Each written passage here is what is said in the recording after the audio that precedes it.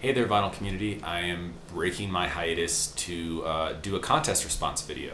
This is a contest response video for Brandon, Mr. Hall of Fame's 6,000 subscriber contest. Congratulations, Brandon. Getting 6,000 subscribers in the vinyl community is a huge deal, and you definitely deserve it. Brandon puts out so many videos all the time. He devotes a ton of his time and energy to his channel, and it really shows in how many people are paying attention. So super happy for you. I hope your channel continues to grow because you put out a ton of awesome content, almost so much content that I don't get to watch it all, but I try to catch it when I can. In case anyone's wondering what's been happening to me this summer, I'm in Aspen, Colorado, playing in the Aspen Music Festival. I have no records, no equipment with me right now, so in case anyone's wondering why I haven't been doing any videos, this is the reason. Despite that, I still want to do a contest response video answering Brandon's questions, so let me take a crack at it. So Brandon asked us for our first question, he asked us to pick a song with scary lyrics or lyrics that creep you out. All this music is music I own, but since I don't have it with me here, maybe I will edit in pictures of the albums later, pictures of the songs or artists. So a song with scary lyrics or creepy lyrics. I think the first one that came to mind was a record I used to listen to a lot in early high school. This is the song Ride the Wings of Pestilence by the band from First to Last, a mid-2000s post-hardcore band. This is off their debut album Dear Diary that came out in the year 2004. And a fun fact about this band is it features, especially this debut album features the vocals of a 16-year-old singer named Sonny Moore. If you don't know who Sonny Moore is, you may know him by his current alter ego stage name, Skrillex. Yes, the dubstep DJ used to sing in a post-hardcore band when he was literally 16. Ride the Wings of Pestilence is a really, really creepy song. I think it's probably one of the band's better songs, but the chorus contains the lyrics, "I'll hide you in my walls, your body will never be found. I'll wear your skin as a suit, pretend to be you, your friends will like you more than they used to." That fits the bill as creepy right there. That is a no sleep that night song. So I'm gonna make a playlist for all the stuff in this video. So if you want to check out the playlist, I'm gonna put all the songs and albums I'm talking about down there since I don't have them physically to show. But again, maybe I'll do some post-process editing. So his second question, he asks, what is the most stressful part of your collecting process? I think I'm a little bit different than a lot of the contributors to the vinyl community in that I'm a younger person who isn't necessarily settled in a house. I move around a lot. I don't think I've ever spent more than 3 years living in the same place since I was 14. Because of that, the logistics of a big collection are difficult, very difficult, record collecting. I'm fortunate enough that I have a family that has space in their house that actually likes that I keep a lot of my records on a big shelf in their living room. And, I'm pretty grateful for that because otherwise my collection would be a logistical nightmare. Now, obviously, I keep a lot of records with me wherever I am. But for, kind of the back catalog, that's really the only way it works. No one wants to move 30 boxes of records every time they change apartments, and I don't want to do that, and I can't do that. I don't have the space. I have roommates. So, that's just what works out for me. But that is something I think about a lot because sometimes, I may want to listen to a particular record that I don't have with me there. And yeah, I can listen to it. I may have a copy on my hard drive digitally, or I may have access to it on Tidal, but, we all know it's not the same. It's very much not the same. And that's something that does stress me out about collecting a lot. And the way the market is, some of us may never have houses. I don't know what's in my future, but that's kind of the way my logistics work right now. So for the third question, Brandon asks us to list 3 songs or albums that played a significant part in 3 major events in your life. I'm gonna go with albums because I'm just kind of more of an album guy. I mean, singles are cool, but albums are really what I get into, and I tend to listen to albums as a complete work.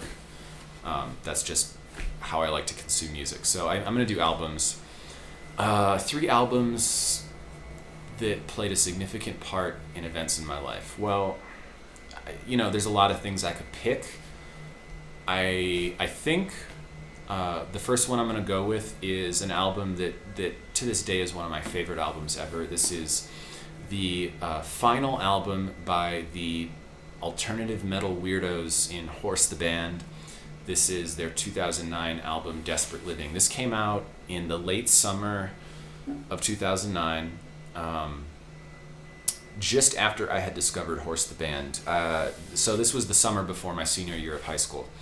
And I was at a arts camp, an arts training camp known as Interlochen Arts Camp. Some of you may have heard of it. And someone in my cabin was also into heavy music. I was into some types of heavy music back then, not all, not as much as I am now. And he turned me on to this band called Horse the Band that were like, kind of like a Nintendo core band, a hardcore punk band with really like interesting song structures, and that made use of a like a 8-bit style synthesizer.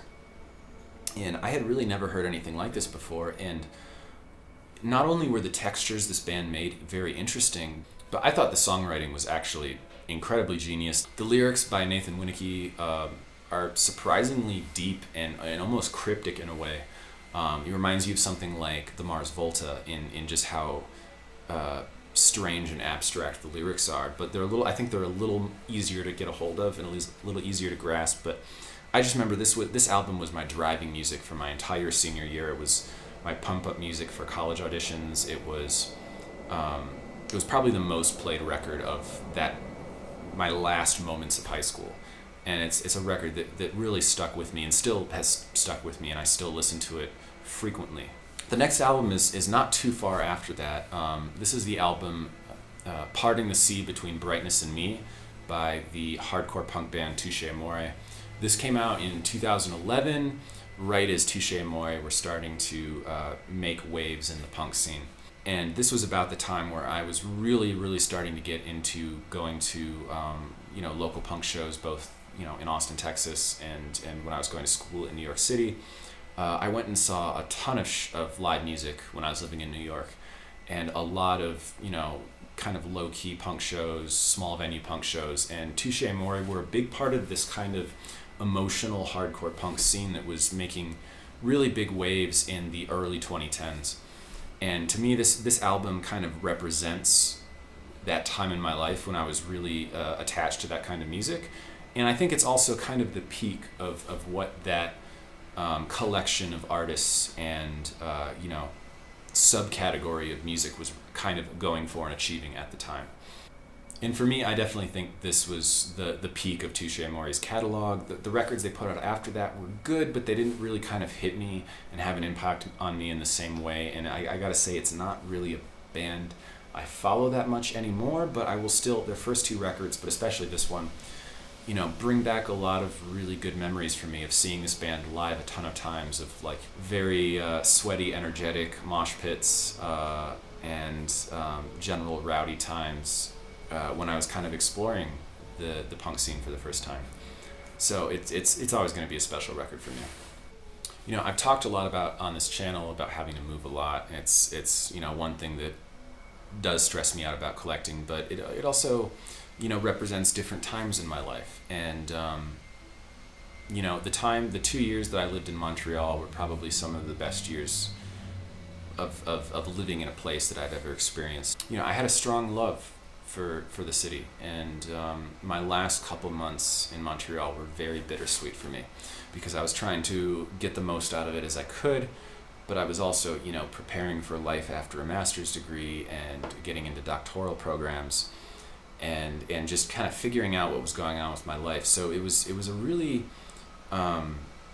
really stressful and emotionally tense time for me. And the last live concert I ever saw in Montreal was a reunion tour by the classic 80s punk band The Damned. 70s, 80s punk band, one of the original British punk bands. I'm sure most people in the VC know who the Damned are.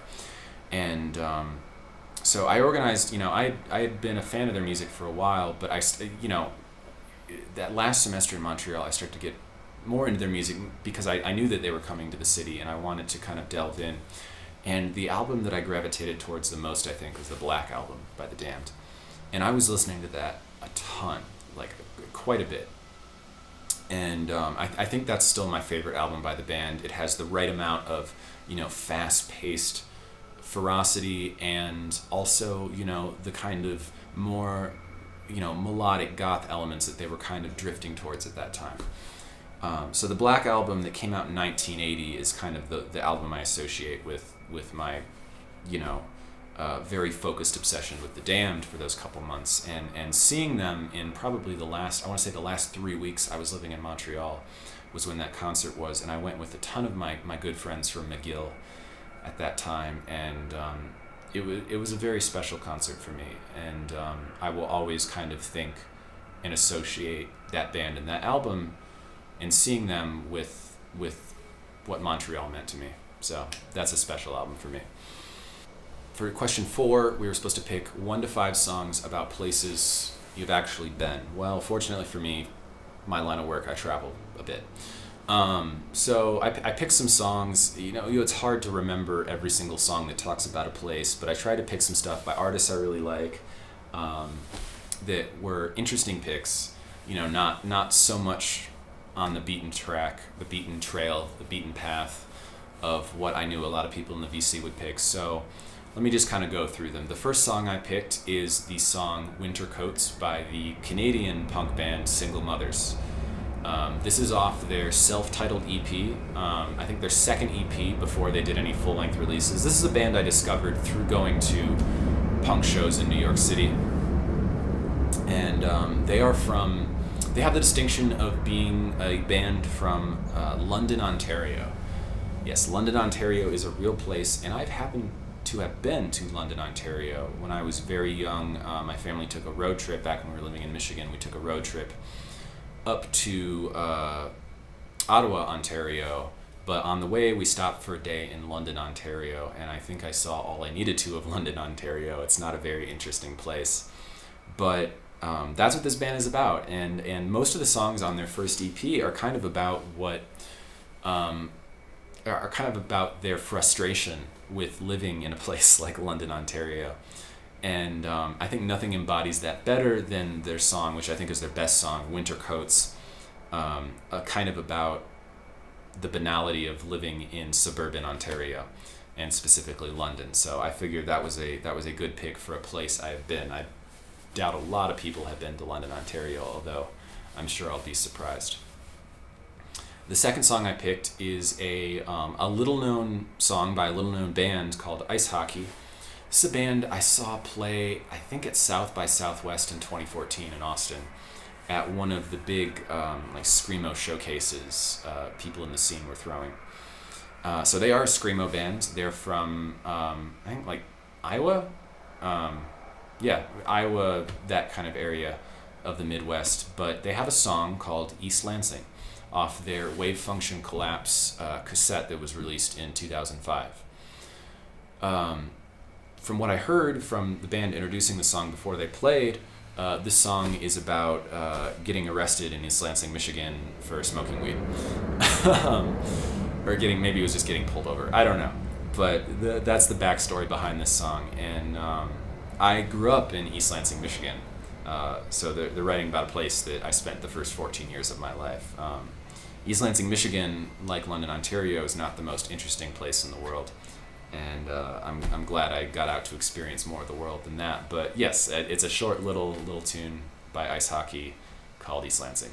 Number 3, I thought I'd pick something a little more mainstream. I picked the song Los Angeles by the band X off their album from 1980 called Los Angeles. Most people know a little bit about that album or that band, at least. They were one of the original LA punk bands. I think they were the band, they were, if not the first couple of bands to put out albums in the LA punk scene. It was one of the first Los Angeles punk albums to come out. it's an incredible album that has kind of held up quite well over the years. The song itself is kind of interesting. It's actually written from the perspective of someone who knew the band, who was kind of, I think, not a great person.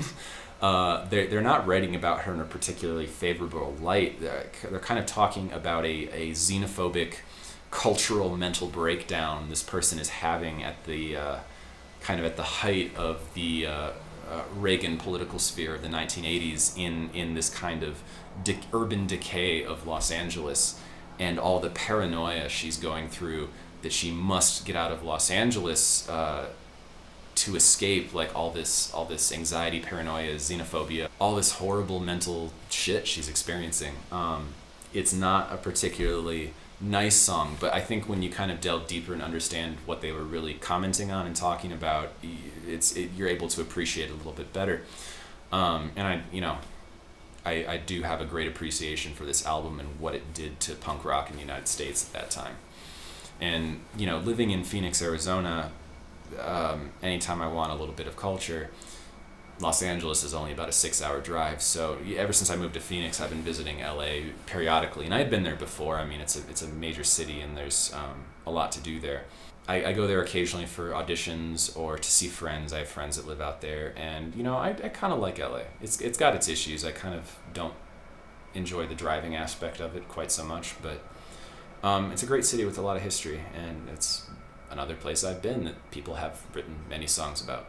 Number four is a song by possibly my favorite band. I don't know, I always kind of waft and wane. But it's a song by the band Thursday from New Brunswick, New Jersey, and the song is called Division Street. It's off their third album, War All the Time, that came out in 2003. And this is one of my favorite Thursday songs, so it's one of my favorite songs, period. This is a song about a place in New Brunswick, New Jersey, a place I'd been. When I was living in New York, sometimes I would go down to punk shows in New Brunswick, New Jersey, because New Brunswick, New Jersey has a long history of underground punk venues, basements basically.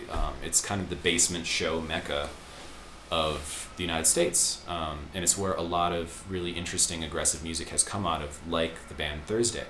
But they wrote this song because in New Brunswick, New Jersey, there's a street called Division Street, and Jeff Rickley, the singer, was writing about how, all the bad stuff in New Brunswick seemed to happen on this street. All the friends that were like in dead-end parts of their life, kind of, wasting away on substances and things like that, were living on Division Street.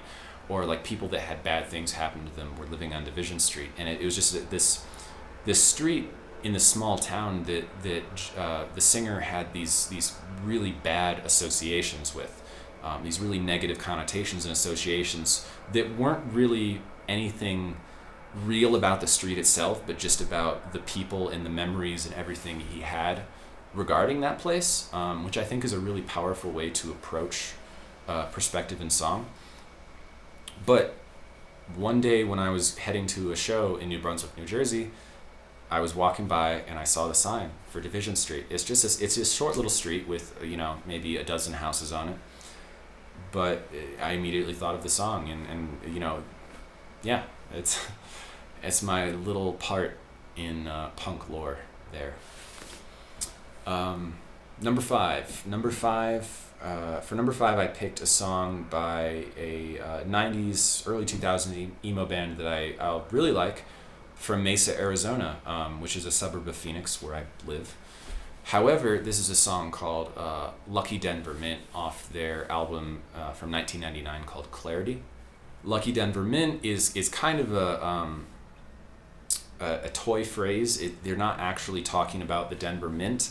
They're using it as an expression to talk about a relationship and a person. However, when I was a kid, I'd been to Denver, and I'd been to the Denver Mint. I actually went on a tour of the Denver Mint, which now I realize is maybe kind of lame, but when I was 8, I think I found it kind of interesting. So yeah, Lucky Denver Mint. I've been to the Denver Mint. That's my number 5. I know maybe that's cheating. I don't know. Okay. So for the last question, Brandon asks, he asked me for us to ask 2 people you have never spoken with about music what their favorite 3 bands are. This is kind of difficult because I'm a musician, and at this point in my life, pretty much everyone else I know is a musician, or at least someone I've talked with music about extensively. So I cheated a little bit, and I said, okay, well, I know all these classical musicians, so I'm gonna pick some people I'd never talked with about non-classical music with and ask them.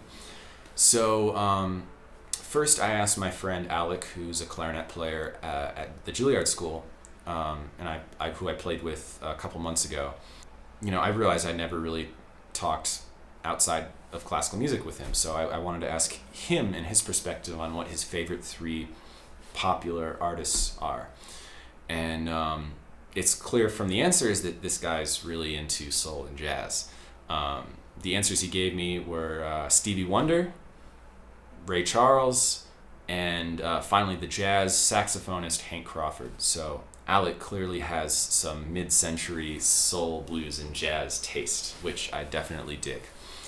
The second person I asked, Taylor, a cellist, who is here with me at the Aspen Music Festival, I asked her, to give me 3 artists, and she went in a very different direction. It's clear she's really into kind of country-oriented indie rock, which I thought was really cool.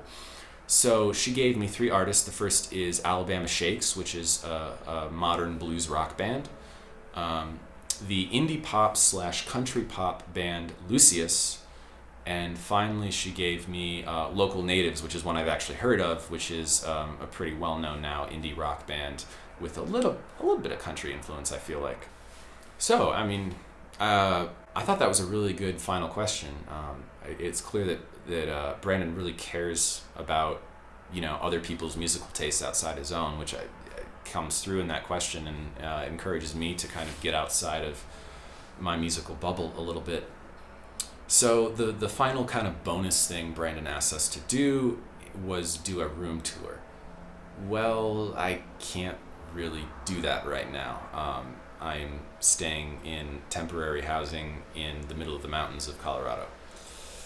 So I guess maybe I'll splice in a little video of the last room tour I did of my family's home theater, because that has kind of the most legitimate setup of anything. Just before I left for my summer travels, I did move apartments, and I do have a new kind of, not new setup, but a new arrangement in the new apartment for a stereo, but I obviously have had no time to film that. So maybe I will, I think, what I'll do, in the description, I will provide a link to the most recent room tour I did, because I've done a couple of them, and that's really the best I can do. Sorry, Brandon. Congratulations. It sounds like you've got a ton of entries for the contest. I'm glad you've got so much interest in your channel, and keep doing what you're doing, because we all enjoy it a lot. So I hope you enjoy this entry into your contest. I look forward to seeing what you pick, seeing the results. So thanks again. Cheers.